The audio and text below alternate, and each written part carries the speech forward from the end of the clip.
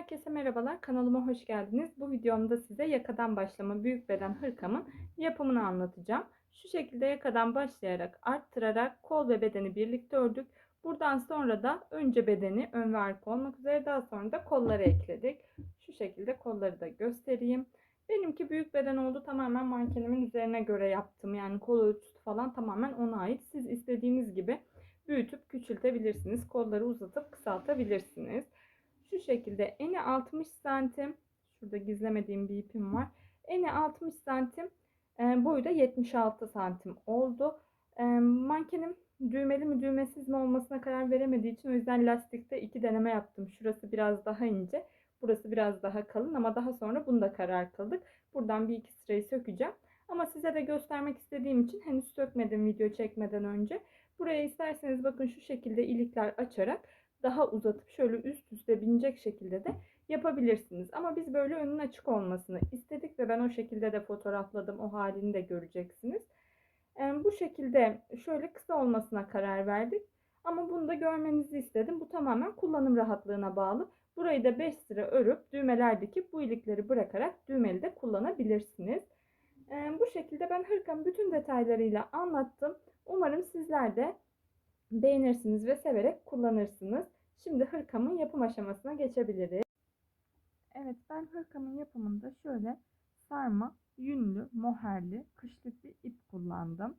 Şu şekilde içinde birden fazla ipin olduğu şöyle 3 kat gri tarzı bir moher var. Bir de böyle kahveli siyahlı ipten var. Görüntüsü de şu şekilde. Ördüğümüzdeki görüntüsü de daha da güzel duruyor. Böyle sıcak, kışlık güzel bir hırka olacak. Ve ben bu ip için 4 milimetre tığ kullandım. Şu şekilde, şu 7'ye değil, şu yanındaki rakama bakıyoruz. Tığlarımızda 4 milimetre tığ kullandım. Yakadan başlayarak ördüm. Böyle bir takipçim, izleyicim çok yakadan başlamalı büyük beden bir hırka istiyordu benden ısrarla. Her yaptığım projenin altına büyük beden hırka gelecek mi diye soruyordu. Bunu onun için yapıyorum. Şu şekilde zincir çekerek başlıyorum hırkama. Ben kışlık örmek istediğim için böyle bir ip kullandım. Fakat koton tarzı, mercerise tarzı iplerle de baharlık çok güzel duran bir model. Daha önce ben koton bir iple de örmüştüm bu hırkayı. Modelime zincir çekerek başlıyorum. Yakadan başlama olduğu için hemen hemen her beden aynı ölçüyle başlayabilir. Çok fazla küçük bedenler, ilk small bedenler biraz yakayı küçültmeye gerek duyabilir. Onun dışında zaten boyun kısmından yuvarlak yaka olacak. Bedenini koltuk kısmını ayarlarken göstereceğim size. Bedeni oradan büyütüp küçülteceğiz. Yani büyük beden isteyenler daha fazla örecek, küçük beden isteyenler daha az örecek. Zincir çekerek başlıyorum. Ben hırkamda 102 trabzan üzerine kurdum yakayı. 102 zincirin alacağı bir ölçüde çekmeniz yeterli. Şimdi ben kısa bir zincirde göstereceğim. Diyelim ki 102 trabzan alacak kadar zincirimi çektim ve 2 zincir çekiyorum üzerine. Şimdi şu zincirlerimi ben döndürüp şu sırt kısımlarına battım. Şöyle göstereyim, şu sırt kısımlarına ikili trabzanlar yaptım. Şöyle sırt kısımlarından aldım. Lastik örmek için bu sırt kısımlara ikili trabzanlar yaptım. Sırt kısımlarına batmamın nedenini de göstereceğim birazdan. Şu şekilde bakın, altı da üstü de örgünün aynı duruyor. Sanki buradan da örmüşüz gibi.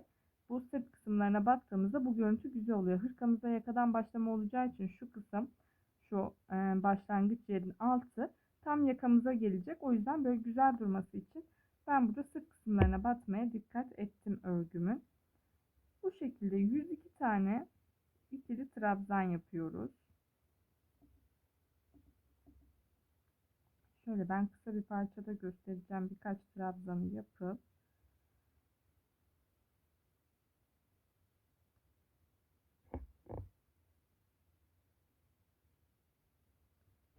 iki tane ikili trabzanımızı yaptık diyelim ki. Daha sonra sıra sonuna geldiğimizde 2 zincir çekerek örgümüzü döndürüyoruz. Birinci trabzanın her zaman tepesine batıyoruz düz olarak. Şimdi burada yakada lastik uygulayacağız. İkinci trabzanda başlıyoruz lastik uygulamaya. Altından alıyoruz. Daha sonra bir sonrakini de arkadan geçiriyoruz tığımızı. Burada alttan geçiriyoruz. Tığ işi lastik uygulayacağız. Bunu ben toplamda 3 sıra yaptım. 102 trabzan üzerine yaptım. Şimdi yapılmış halini de göstereceğim size. Bir önden bir arkadan tek dikkat etmemiz gereken bu lastikte ilk ve son trabzanın tepesine batıyoruz.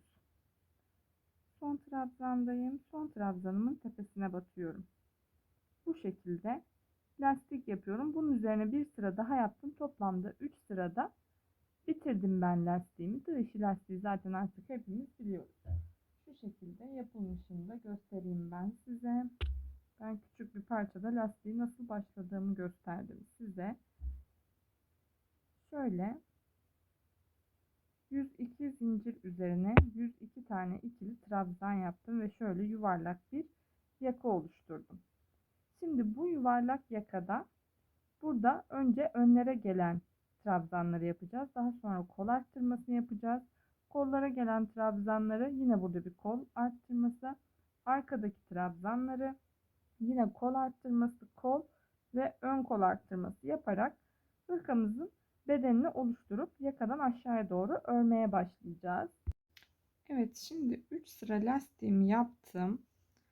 3 sıra lastiğimden sonra 2 zincir çekip örneğimi kurmaya başlıyorum artık. Tığımı doluyorum. Şimdi bir tane atlıyorum. 3 zincir çektim kenarda. Bir tane atladım. 3 tane arka arkaya ikili trabzan yapıyorum.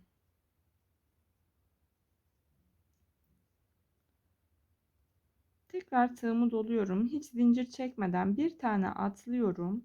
Yine arka arkaya 3 tane ikili trabzan yapıyorum. 2 3 3 burada, 3 burada. Tekrar tığımı doluyorum. Bir tane atlayıp 3 tane ikili trabzan yapıyorum. Yan yana olan trabzanları yapıyorum bunları. Hepsini aynı yere değil. Sadece arada bir tane atlıyorum. Atladıklarımın arasında da zincir çekmiyorum. 3 tane üçlü grubum oldu. Tekrar tığımı doluyorum. Bir tane atlayıp buraya 3 tane ikili trabzan yapıyorum. 3 aynı yere yaptım bunları. 2 zincir çekiyorum. Tekrar tığımı dolayıp aynı yere 3 tane ikili trabzan yapıyorum. Burası bizim ön kol artışımız.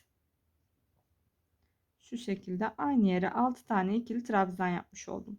Şimdi tığımı doluyorum. Bir tane dolayıp 1 2 ve 3. Üçüncü trabzanımı yapıyorum.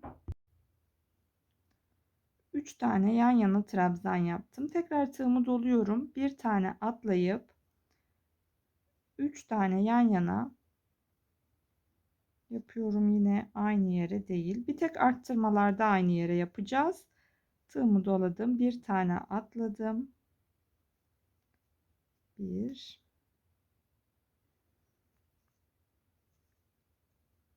2 ve 3.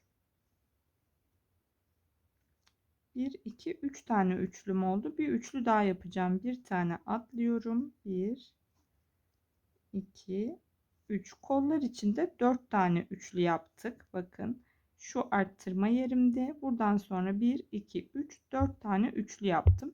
Üçlülerin arasında bir tane trabzan atlıyorum. Zincir çekmeden atlıyoruz ama. Şimdi tığımı doladım. Yine bir tane atlıyorum. Buraya bir arttırma yapacağım. 1 2 3. 3 tane aynı yere yaptık. 2 zincir çektim. 1 2 3. Şimdi bir kolumuz da bitti. Bir kol ve bir ön yaptık. Burası arttırma yerimiz. Şimdi arkayı yapacağız. Bir tane atlayıp 1 2 3 yan yana 3 tane, pardon, arada zincir çekmiyoruz. Tığımızı dolayıp yine bir tane atlayıp yan yana 3 tane,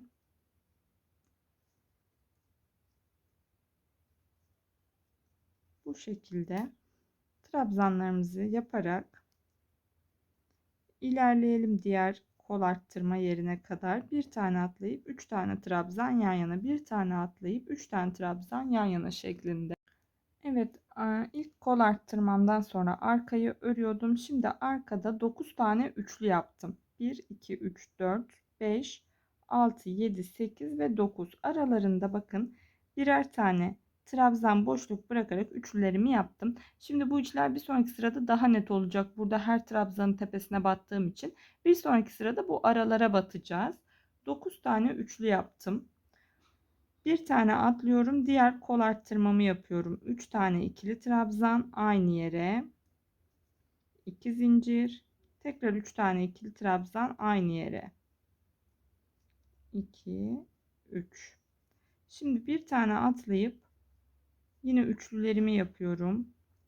2 3. Kol için 4 tane üçlü yapmıştık. Zincir çekmeden bir tane atlıyorum. Yine aynı üçlü. Tekrar zincir çekmeden bir tane atlıyorum. 2 3 aynı üçlü. 3 tane oldu. Son bir tane yapıyoruz. Bir tane atladım. 1 2 ve 3. Bir tane atlayıp buraya bir arttırma yapıyorum. Aynı yere 3 tane, 2 zincir, tekrar aynı yere 3 tane ikili trabzan yapıyorum.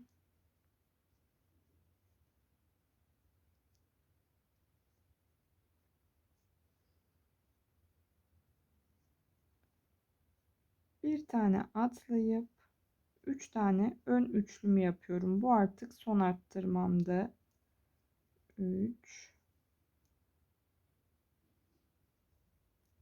1 2 ve 3.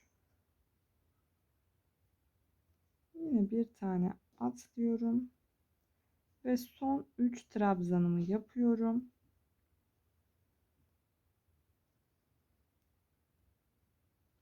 Bir tane dolayıp şurada zincirime batıyorum. Şu şekilde 2 zincir çekip yukarıya çıkıyoruz. Şimdi örneğimizin ilk sırada kurduk. Şöyle size sayıları tekrar vermek istiyorum. Şöyle net gözüküyor sanırım. Burası bizim arka kısmımız. Arkaya 9 tane üçlü yaptım ve iki kenarına arttırma yaptım. Bu aralarında üçlülerin birer trabzan atladım. Aralarında birer tane trabzan atladım. Daha sonra arttırmadan sonra kollarıma 4 tane üçlü yaptım ve önlere de 3 tane üçlü yaptım. Şimdi bu böyle katlandığında ördüğümüzde şu şekilde katlanacak. Şöyle arttırma yerleri birbirine eş gelecek. Bunu boynunuza ölçerek de ölçü alabilirsiniz. Böyle artarak devam edecek örgüm. Koltuk kısmına kadar arttıracağım. Şimdi ikinci sırayı da birlikte öreceğiz. Arkaya 9 tane yapmamın sebebi bu önde şöyle bir açıklık olmasını istedim. Öne bir daha lastik ekleyeceğim. Benim önüm düğmeli olmayacak. Eğer siz düğmeli kapalı bir ön yapmak isterseniz arka ile öne eşit yaptığınızda bu şekilde olur. Bir de lastik yaptığınızda düğmeyle kapatabilirsiniz. Ben düğmesiz direkt lastiği yaptığımda bırakacağım. Açık bir ön olsun istiyorum. O yüzden. Şimdi ikinci sıramızı yapalım. İkinci sırada da arttırmalarımı gösterdikten sonra artık koltuk kısmına kadar aynı öreceğiz. Şimdi burada bir tane atladığımız vardı. Tığımızı doluyoruz. Bu ilk boşluğa 1 2 3 tane ikili trabzan yapıyoruz. Tekrar tığımı doluyorum. Bu 3 taneye atlayıp burada bir trabzanlık boşluğumuz var bakın. O boşluğa atlıyorum. Yine zincir çekmeden 2 3. Tekrar tığımı doluyorum. Bu ilk üçlüden sonraki boşluğuma bir trabzan atlamıştık ya, o aralara yapıyoruz şimdi. 3. Tekrar tığımı doladım. Arttırmadan önceki atladığım boşluğa 1, 2, 3. Bu boşluklara 3 tane ikili trabzan yapıyoruz ve zincir çekmeden atlıyoruz. Bakın artık daha net gözükmeye başladı. Şimdi tığımı doluyorum, arttırma yerindeyim. Burada yine arttırma yapıyoruz. 3 tane ikili trabzan aynı yere, 2 zincir, tekrar 3 tane trabzan aynı yere,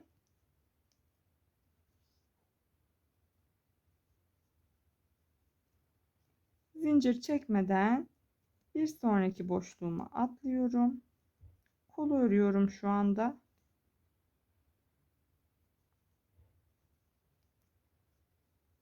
Tekrar diğer üçlünün arasındaki boşluğa, bu bir trabzan atladığımız yerlere yapıyoruz bu sırada. Tekrar doluyorum. Bir trabzan atladığım yere 3 tane ikili trabzan. Tekrar bir sonraki boşluğa 3 tane ikili trabzan. Sadece ilk sırada trabzanların tepesine batıyoruz. Çünkü lastikten geçiş yaptığımız için hem de boşlukları oluşturuyoruz. Daha sonraki sıralarda hep bu boşluklara yapacağız üçlülerimizi. Arttırma yerinde de arttırmamızı yapacağız. Tekrar tığımı doluyorum. Arttırma yerindeyim. 3 tane aynı yere, 2 zincir, tekrar 3 tane aynı yere ikili trabzan yapacağım. 2, 3. Şöyle bakın, bir kol ve bir önü yaptık bile. Şimdi şöyle arkayla diğer kol kısmını da yapayım. Arttırma yerlerine geldiğimde tekrar göstereceğim. Evet, son ön kısmıma geldim. Burada son kol arttırmamı yapıyorum. 3 tane aynı yere, 2 zincir, yine 3 tane aynı yere.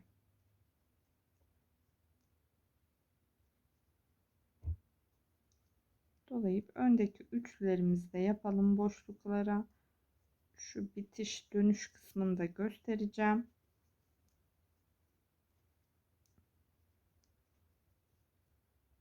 3, 1, 2, 3. Şimdi az önce başlarken bakın bir tane trabzan atlamıştık başta ve sonda. Tığımı doladım. Bu son boşluğuma da 3 tane ikili trabzan yapıyorum. Sıra başında da yaptık bunu. Bir sırada böyle üçlü trabzan denk gelecek. Şu son trabzanımı zincirin içine yapıyorum. 2 tane boşluğa yaptım. Son trabzanımı zincirin içine yaptım. Kayma olmaması için. Şimdi burada 1, 2, 3 tane gevşekçe zincirimi çekiyorum. Örgümü döndürüyorum. Örerken bakın karşı boşluğa atlıyoruz. Yani burada bir kutucuk denk gelecek. Bir sıra üçlü gelecek. Bir sıra kutucuk denk gelecek. Bu başlangıç bu şekilde olacak. Buna dikkat edelim. Bu başlangıcı bozmadıkça örnek zaten tam oturacaktır. Şimdi buradan yine üçlümü ilk boşluğuma yapıyorum. Tekrar dolayıp bir sonraki boşluğa atlıyorum. Burada artık boşluklara hiç zincir çekmeden atlayarak üçlüler yapıyoruz. Sadece arttırma yerinde 2 zincir çekiyoruz. Koltuk altına gelene kadar bu şekilde ilerleteceğiz örgümüzü. Hemen arttırmadan önceki boşluğumuza da yapıyoruz. İkili trabzanlarımızı. Bakın 3 taneydi. Burada 1, 2, 3, 4 oldu bile. Şu şekilde arttırarak devam edeceğiz. Burada bir sıra kutucuk, bir sıra üçlü, bir sıra kutucuk şeklinde gelecek. Bakın şöyle göstereyim. Gayet net gözüküyor. Hep bu boşluklara çalışacağız üçlülerimizi. Ve şu köşede de arttırmamızı yapacağız. Son arttırmamızı yapalım.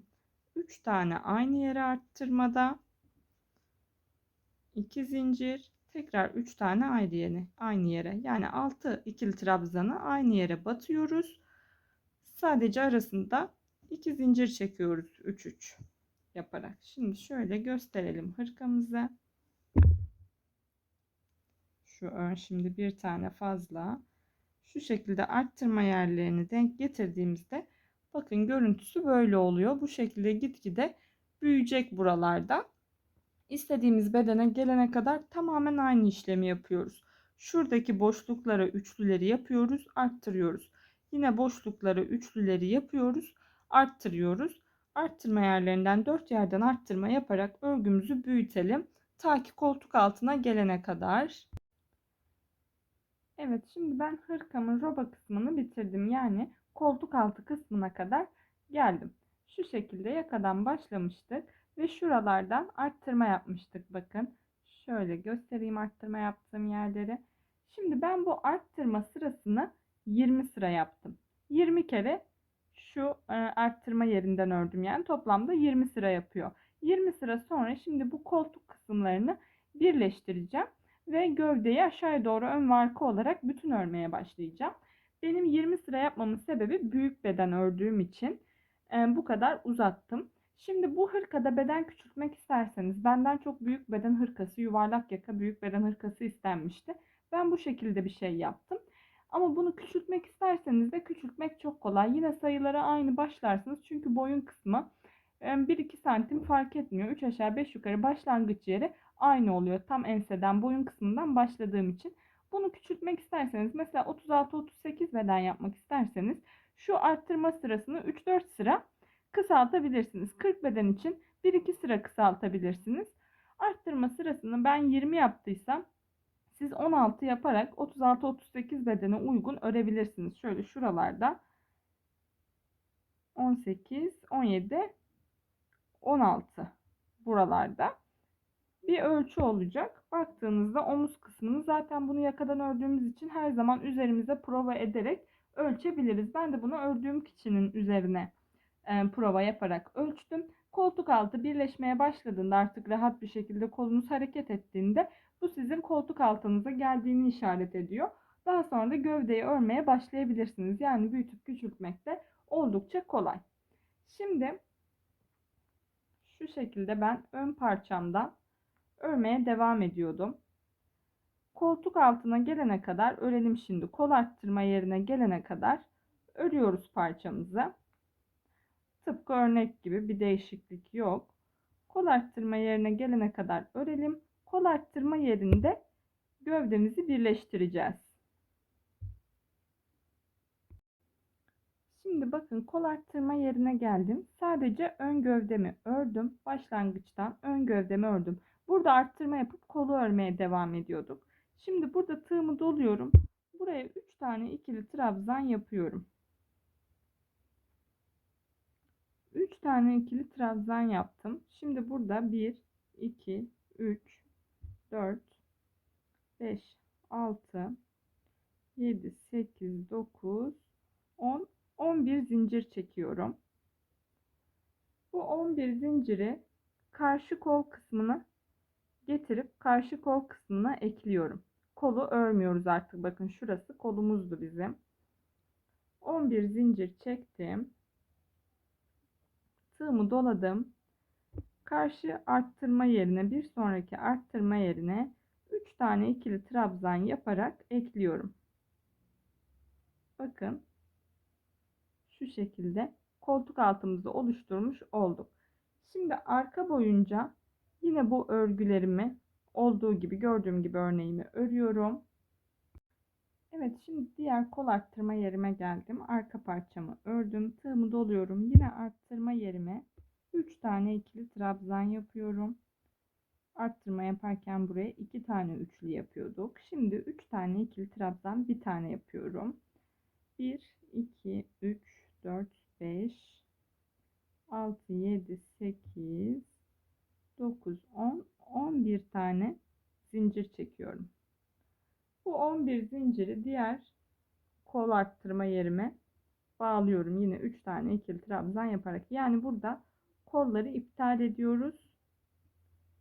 Sadece ön gövdeleri ve arka gövdeyi öreceğiz. 3 tane ikili trabzanla buraya bağladım 11 zincir çekerek. Şimdi son ön gövdemi de şu şekilde, son ön gövdemi de örelim aynı şekilde. Daha sonra geri gelip bu zincirleri nasıl ördüğümü göstereceğim nasıl hesapladığımı. Evet, şimdi ön parçamı buradan gittim geldim, yine ikinci sıramı yapıyorum şu an ve koltuk altı kısmına geldim. Bakın 11 zincir çektiğimiz yere. Şimdi son deliğime yaptım. 3 tane ikili trabzanımı, tığımı doladım. Şimdi bu üçlüye atlıyorum. Birinci zincirime bir tane, ikinci zincirime bir tane,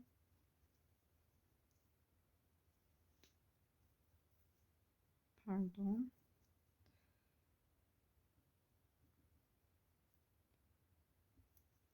ikinci zincirime bir tane ve üçüncü zincirime bir tane.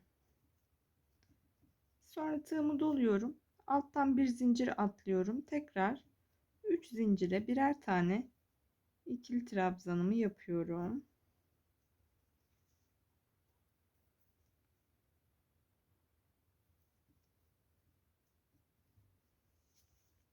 Sonra tekrar tığımı doluyorum. Alttan bir tane atlayıp 3 zincire birer tane ikili trabzanımı yapıyorum.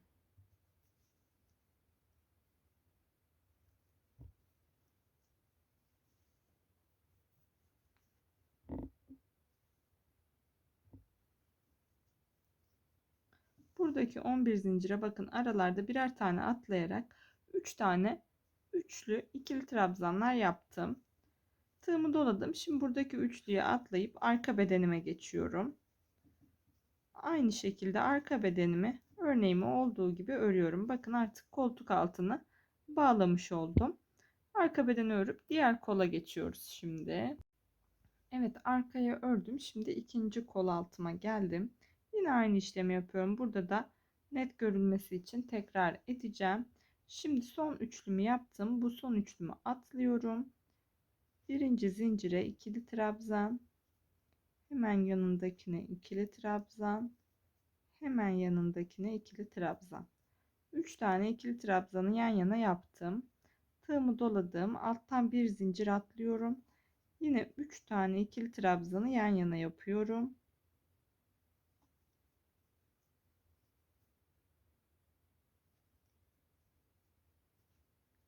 Yine tığımı doladım. Alttan bir tane atlıyorum ve 3 tane ikili trabzanı yan yana yapıyorum.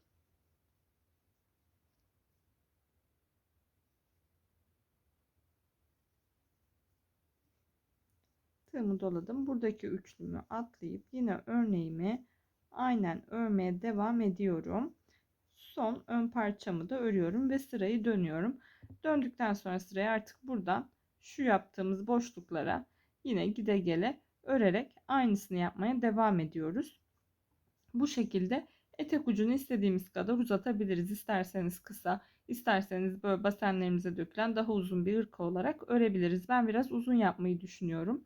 Ben dediğim gibi büyük beden yaptığım için burayı 3 tane yaptım. Siz burayı 9 zincir çekip 2 tane de genişletebilirsiniz. Mesela 36-38 beden ise şu koltuk altı kısmını şöyle bir tane çıkararak da devam ettirebilirsiniz. Şu şekilde göstereyim, bakın. Şöyle, o zaman da şöyle bir genişlikle ön ve arka bedeni bağlayabilirsiniz. Ama ben büyük beden yaptığım için böyle yaptım. Dediğim gibi yakadan aynı sayılarla başlayıp arttırma sırasını daha az yaparak şu arttırmalarımızı bakın. Ben 20 sıra yaptım. Siz burayı 16-17 sıra yaparak kesip şöyle daha kısa bir kolla bu gövde kısmını birleştirme işlemi, bu işlemini yaparak beden örmeye devam edebilirsiniz. O zaman daha küçük beden olacaktır. Ben büyük beden çalıştığım için sayıları fazla yaptım ama dediğim gibi küçültmek de çok basit. Sadece sıra sayısını az yapmak. Hiç öyle yakadaki sayılarla falan herhangi bir işlem yok. Bu şekilde kolayca küçültüp büyütebilirsiniz. Benimki yaklaşık 46-48 beden civarında olacak. Bu şekilde örüyoruz gövde bitene kadar. Gövde bittiğinde şu yakadaki tığ işi lastiği etek ucuna da uygulayacağım. Daha sonra da bu kolları çıkarıp kolları örüp kollardaki eksiltmeyi göstereceğim sizlere. Şimdi birlikte gövdeyi örelim. Evet, ben hırkamın gövdesini ördüm. En son hırkamın koltuk altı kısmında kalmıştık. Şu şekilde ben bir kolunu da bitirdim. Şimdi size diğer kolu birlikte yaparak nasıl yapıldığını anlatacağım. Şöyle yakadan başlayarak aşağıya doğru arttırarak ördük. Orada tüm detayları gösterdim. Daha sonra şu kol altında kalmıştık. Bu kol altında nasıl birleştirdiğimiz zincirle göstermiştim. Bu iki uç arasında git gel yaparak örüyoruz iki ön arasında ve arkayı bütün. Ben etek ucuna kadar tamamen istediğiniz boyda örebilirsiniz. Şu şekilde etek uçlarını da göstereyim size. Tamamen istediğiniz boyda örebilirsiniz. Herhangi bir ölçüsü kalıbı yoktur. İsterseniz kısa, isterseniz basenlerin üzerinde veya basenlerinize hafif örtecek şekilde. Bu tamamen kullanım rahatlığınıza bağlı. Ben de bir komşum için örüyorum bunu. Onun istediği boylarda ve ebatta yaptım. Ve etek ucuna şöyle bir lastik uyguladım. Şimdi bu lastiği örnekten lastiğe nasıl geçtiğimi kol kısmında anlatacağım için burada tekrar göstermedim. Kolda yaptığımız gibi yapacağız aynı şekilde bu kısmı da. Söyleyeceklerim bu kadar. Ölçülerini zaten videonun başında size veriyor olacağım. Şu an henüz bitmediği için ölçü vermiyorum. Bu ön kısma da şöyle 2-3 parmak kalınlığında bir lastiğimiz olacak. Onun dışında söyleyeceğim başka bir detay yok. Şimdi diğer kolu birlikte örebiliriz. Evet, şimdi başlarken şu kolun alt kısmından başlayacağız. Koltuk altı için çektiğimiz zincirden başlayacağız. Şu iki köşelerde eksiltme yapacağız. Bu iki köşeden başlamıyoruz. Şu ortada kalan iki deliğin herhangi birisinden başlayabiliriz. Şimdi ilmeğimi oluşturuyorum. Hep sıra başında her bir üst sıraya geçerken hep bu deliklerden geçeceğiz ve bu deliklerden başlayacağız. Diğer kolu da bu şekilde birebir aynı yaptım. 2 zincir çekiyorum. Bir tane ikili trabzan yapıyorum. Şimdi burada zincirimle birlikte 2 tane ikili trabzanım oldu. Bunu bu şekilde bırakıyorum. Sıram bittiğinde buraya bir tane daha yapıp bir üst sıraya öyle geçeceğim. Bu üçlüyü o zaman tamamlamış olacağım. Şimdi 2 tane yaptım. Burada bu köşede eksiltme yapacağız. İlk sıradan kollarda eksiltmelere başlıyoruz ve bu eksiltmeleri ara ara yine yapacağız. Bu köşedekine batmıyoruz. Bu ilk deliği atlayıp ikinciye 3 tane ikili trabzan yapıyoruz. Ve bundan sonra tıpkı örneğin gövdesinde ördüğümüz gibi her deliğe 3 tane ikili trabzan yaparak ilerliyoruz.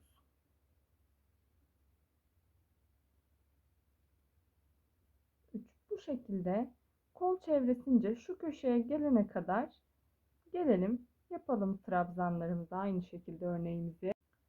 Evet, şimdi başladığım yere doğru geldim. Şimdi bu köşedeyim. Bu köşedeki deliği yine atlıyorum. Buna doldurmam gerekirken doldurmayıp bir sonrakine atlıyorum. Burada başlangıç yerinde bu ilkinde başlarsanız iyi oluyor. Burada bir tane atlıyoruz ya, yine buraya yapmış oluyoruz. Şimdi tığımı doluyorum. Burada bakın 2 tane yapmıştım. Bu 2 tane yaptığım yere bir ikili trabzan yapıp ikinci zincirimin tepesine batıyorum ve ilmeğimi kaydırarak çıkıyorum.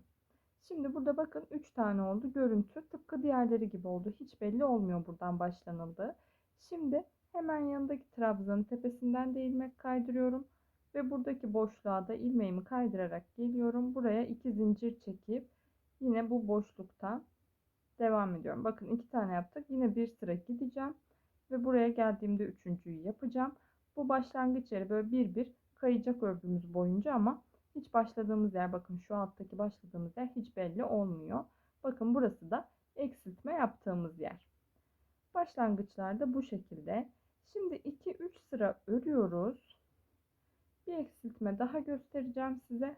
Ondan sonra zaten kolun geri kalanını aynı şekilde yapacağız. 2-3 sıra hiç eksiltme yapmadan örelim. Evet, şimdi ördüğümde bakın en son ilk başlarken burada bir eksiltme yapmıştık. Bu köşelere atlamıştık. Daha sonra bunun üzerine 1, 2, 3, 4, 5, 6 sıra ördüm. 6 sıra sonra tekrar eksiltme yapacağım yerlere geldim. Bakın şuralarda tekrar eksiltme yapacağım.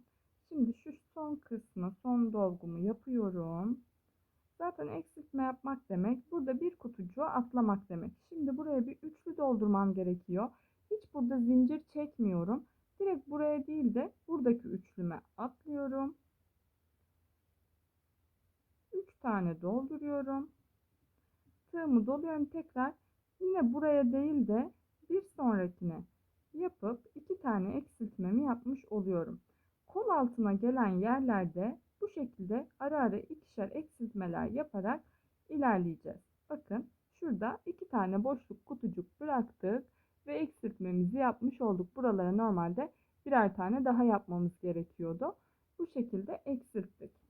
Bunu bileğimize kadar örüyoruz. Ben şöyle şimdi size diğer bitmiş kolumu göstereceğim. Şu kısım benim kolumun altı, bakın. Şöyle koltuk altından başladık. İlk eksiltmemi şurada yapmıştık. O köşede atladığımızda. Daha sonra 6 sıra ördük. Burada bir eksiltme daha yaptım.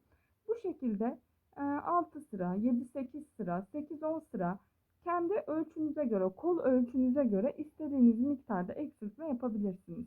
Ben sıra aralarını eşit tutmadım. Böyle kola ölçerek, bedene göre ördüğüm kişinin koluna ölçerek ara ara eksiltmeler yaptım. Toplamda 2-4 eksiltme yaptım. Bu son eksiltme yaptığım yerden sonra da bileğime kadar ördüm. Şurada bileğimde birkaç toplu eksiltme yaparak lastik kısmına geçtim. Siz de bu eksiltmeleri kendi ölçünüze göre yaparak bilek kısmına kadar gelelim. Bu bilek kısmında yaptığım çoklu eksiltmeyi ve lastiği göstereceğiz tekrar. Dediğim gibi ben toplamda 4 eksiltme yaptım. Siz kendi kol ölçünüze göre isterseniz şöyle 3 parmakta bir, bu aralarda da birer eksiltme ekleyebilirsiniz. Şurada yaptığım gibi. Ya da benim gibi daha seyrek, bol salaş bir kol istiyorsanız daha seyrek eksiltmeler yapabilirsiniz. Şimdi bilek kısmına kadar örelim. Bilekte yaptığım toplu eksiltmeleri anlatacağım. Evet, şimdi artık bileğimizin sonuna geldim. Ben 4 tane eksiltmemi yaptım. Şimdi burada çoklu bir eksiltme yapacağız. Onu göstereceğim size. Yukarıya çıktım. 2 trabzanımı yaptım. Şöyle bir dolgu. Buraya da bir dolgu yapıyorum. 2 tane doldurmuş oldum. Şimdi burada bir tane atlıyorum. Buraya 3 tane doldurdum. Bakın burada bir tane atlamış olduk. Şimdi 4 tane dolduruyorum.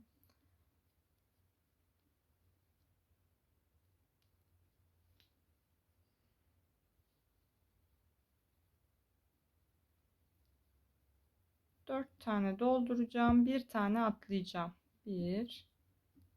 Pardon, 2 tane doldurmuşum. 3 ve dördüncüyü dolduruyorum. Bakın şu atladığımdan sonra 1 2 3 4 tane doldurdum. Şimdi yine bir tane atlıyorum. 4 tane dolduruyorum. 4 kutucuk dolduruyoruz. Bu şekilde 4 tane atla, pardon, 4 tane doldur, bir tane atla yapacağız. İlk başta sadece 2 tane doldurup atladık. Daha sonra 4 tane doldurup bir tane atlayacağız. Bu şekilde sıra sonuna kadar ilerleyeceğiz. 3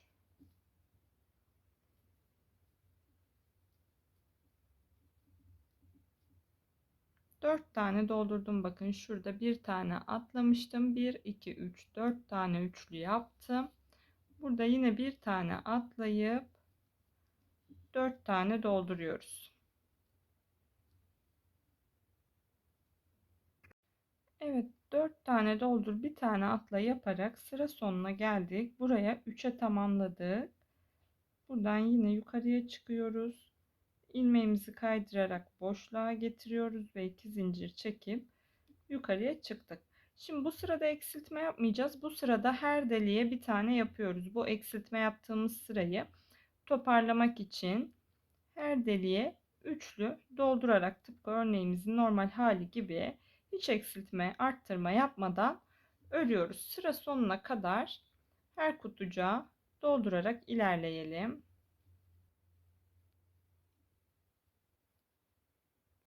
Evet, şimdi yine sıra sonuna geldim. Buradan 3 taneye tamamlıyorum sıramın sonunu.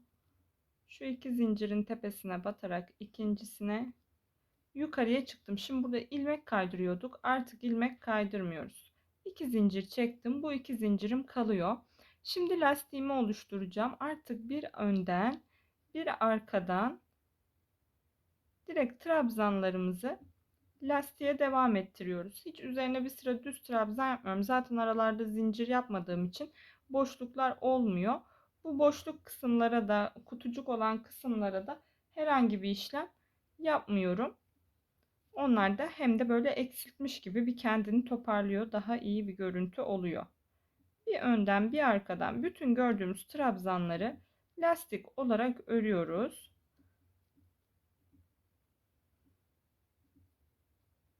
Bu şekilde lastiğe çeviriyoruz. Bunu hemen diğer kolumda göstereyim. Bakın şu kutucuk yaptığım sıradan sonra 1, 2, 3 sıra daha örüyorum. Ve şu şekilde kolumu bitiriyorum artık. İpini gizliyorum. Toplamda şöyle göstereyim. 1, 2, 3, 4 arttırma yaptım. Bu sırada da çoklu bir arttırma yaptım ve sonra da lastiğe geçtim. Kolda yaptığımız tek işlem buydu. Bunda da şimdi 3 sıra lastiğimi yaptıktan sonra kolumu bitiriyorum ve son olarak ön lastikleri göstereceğim. Ön lastikte de zaten aynı işlemi yapacağız ama kaç sıra yaptım ve nasıl başladım onu göstereyim. Sonra hırkamızın detayları bitmiş oluyor. Evet, şimdi kollarımızı bitirdik. Şimdi şu etek uçlarından yaka kısmına doğru, şu yaka kısmına doğru git gel yaparak lastiğimizi yapacağız. Önce bir tarafa, sonra bir tarafa yapacağız. İlmeğimizi bu şekilde oluşturup şöyle alttan en baştan başlıyoruz. Önce bir sıra düz ikili trabzanlar yapacağız. 2 zincir çekiyorum başlangıç yerine. Daha sonra da şöyle bir sıra düz ikili trabzanlar yapıyorum. Bunları ne çok sık ne çok seyrek germe ya da potluk yapmamasına dikkat ederek yapıyoruz. Kollarda böyle bir sıra ikili trabzan yapmamıştık lastik öncesinde. Çünkü onlarda trabzanlar zaten dikine denk geldiği için direkt lastiğe geçtik. Burada yan denk geldiği için trabzanlarım. Önce bir sıra ikili trabzan yapıyorum. Daha sonra bu ikili trabzanların üzerine de bir alttan bir üstten alarak kollarda ve yakada uyguladığımız tığ işi lastiğin aynısını yapıyoruz. Videomun uzamaması için oraları tekrar çekmeyeceğim.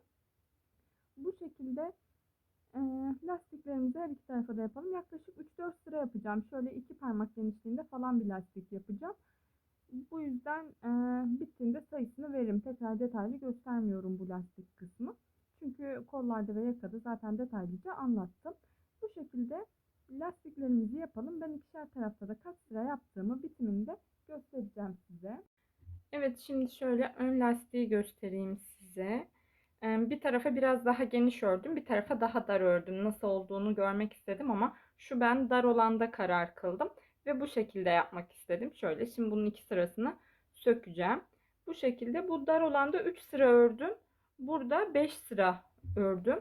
Bu şekilde bir görüntü oldu. Şöyle ön kısmını da göstereyim size.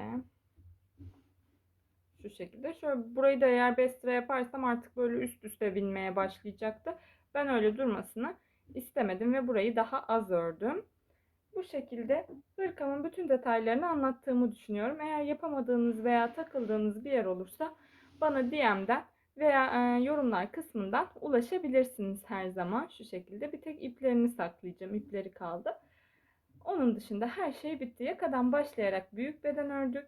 Nasıl küçültebiliriz bunun detaylarıyla videomda anlattım. Umarım sizler de beğenmişsinizdir. Eğer videomu beğendiyseniz beğen butonuna basmayı ve kanalıma abone olmayı unutmayın lütfen. Bir sonraki videoda görüşmek üzere.